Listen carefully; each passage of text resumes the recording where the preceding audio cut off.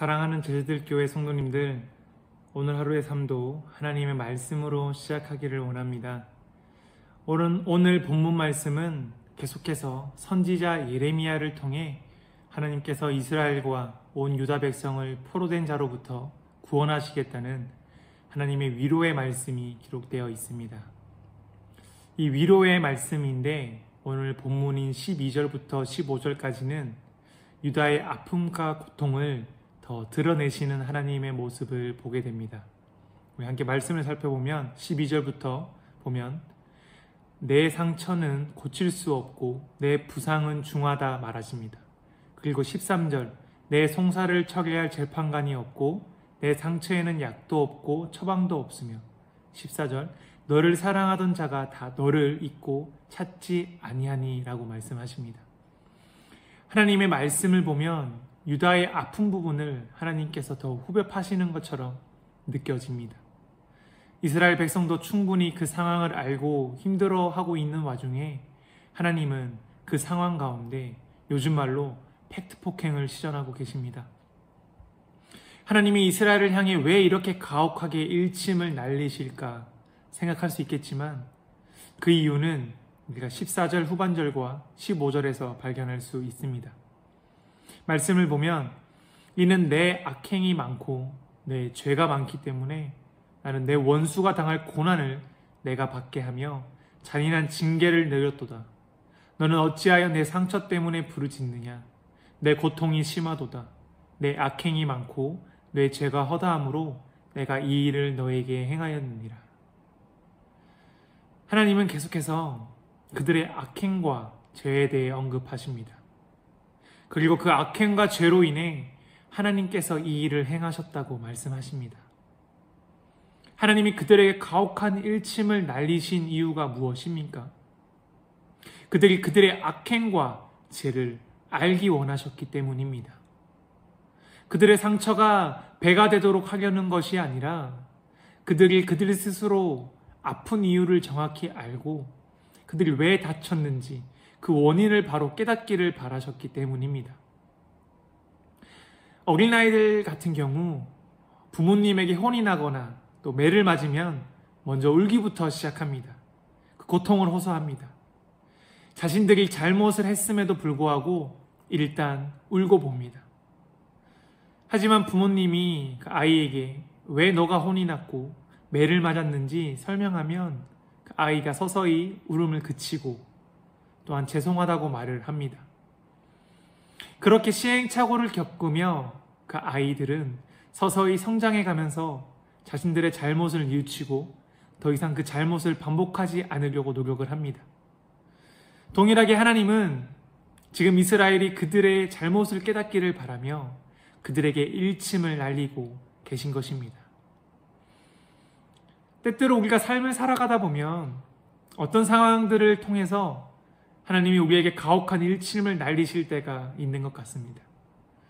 상황에 따라 나의 잘못을 순순히 인정할 때도 있지만 때로는 내가 잘못한 것을 알면서도 자꾸 상대방의 잘못을 더 생각하게 되고 나는 잘못이 없다라고 스스로 결정해버리는 경우도 있는 것 같습니다. 하지만 우리가 하나님 안에서 솔직하게 그 잘못을 인정할 필요가 있습니다.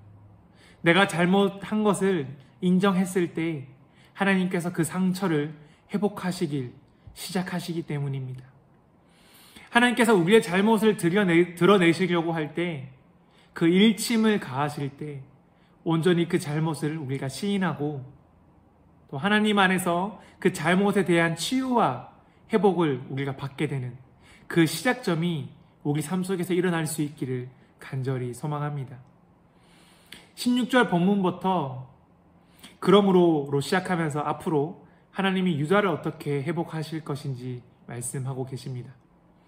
우리가 보는 성경 개역개정은 그러므로로 번역되어 있지만 우리가 그러나로 읽으면 더 문맥에 혼란 없이 쉽게 이해할 수 있습니다. 16절을 보면 그러나 너를 먹는 모든 자는 잡아먹힐 것이며 내 모든 대적은 사로잡혀 갈 것이고 너에게서 탈취해간 자는 탈취를 당할 것이며 너에게서 노략질한 모든 자는 노략목이 되리라. 즉 하나님은 유다를 괴롭혔던 대적들로부터 모든 상황을 역전시키겠다고 말씀하고 계십니다. 이어서 17절, 그들이 쫓겨난 자라 하매 시온을 찾는 자가 없은즉 내가 너의 상처로부터 새살이 돋아나게 하여 너를 고쳐주리라. 이 말씀은 앞서 13절 말씀, 내 상처에는 약도 없고 처방도 없도다, 이 말씀과 대조를 이루게 되는데, 이는 유다를 치료할 수 있는 분이 오직 하나님 한 분밖에 없음이 더욱 강조되고 있습니다. 세상의 어떤 권력자, 재판관, 의사가 그들의 병을 치유할 수 있는 것이 아니라 오직 하나님께서 그들을 치유하시고 그들의 상처를 낫게 하신다는 하나님의 능력의 말씀이 기록되어 있는 것입니다. 즉 우리는 아물지 않은 상처에 새살을 돋게 하시는 분, 그 상처를 낫게 하시는 분은 오직 하나님의 능력과 권세 아래에 있음을 우리는 깨달아야 합니다. 18절부터 21절까지 말씀을 보면 하나님은 이스라엘이 어떻게 돌아오게 될 것인지 구체적으로 말씀하십니다.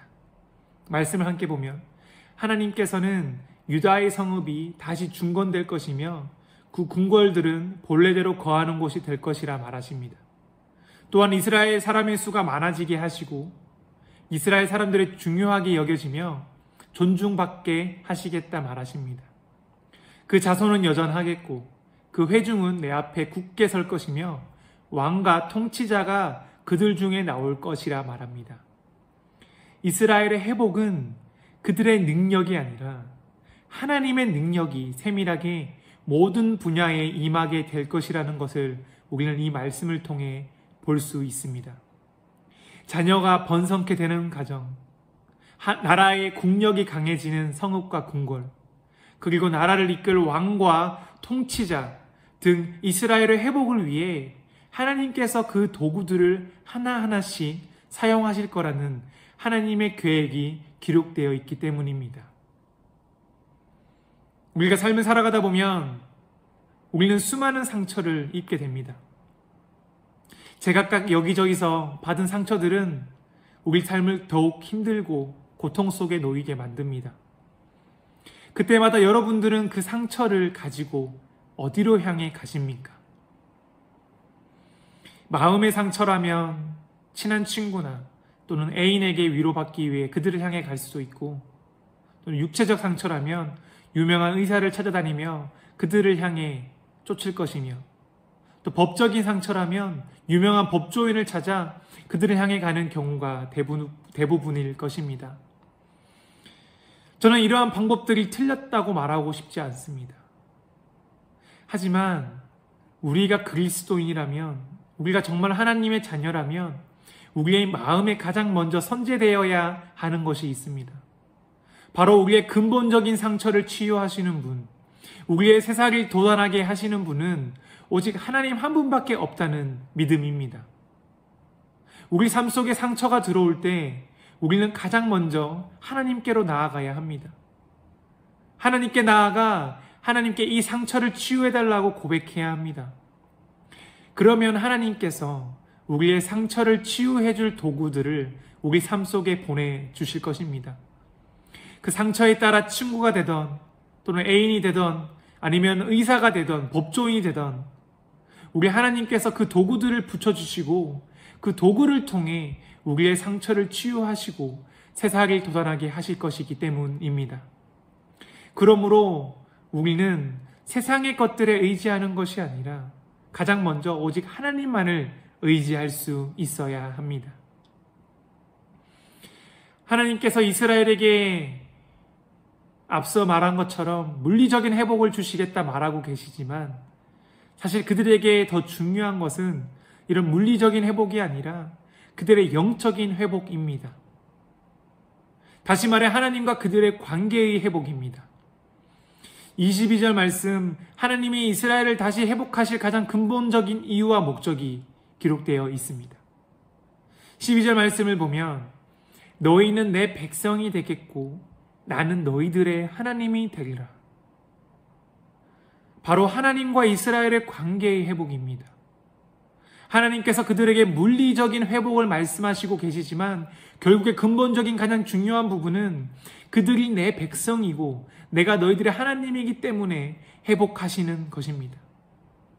이 관계가 끊어지지 않는 것, 이 관계가 더욱 친밀해지는 것이 하나님의 자녀에게 가장 중요한 회복이며 가장 중요한 치유라는 것을 우리는 잊지 말아야 합니다. 아무도 구원하지 못할 유다를 오직 하나님께서 구원하십니다. 동일하게 죽을 수밖에 없는 죄인 된 우리를 오직 하나님의 아들 예수 그리스도께서 우리를 구원하셨습니다.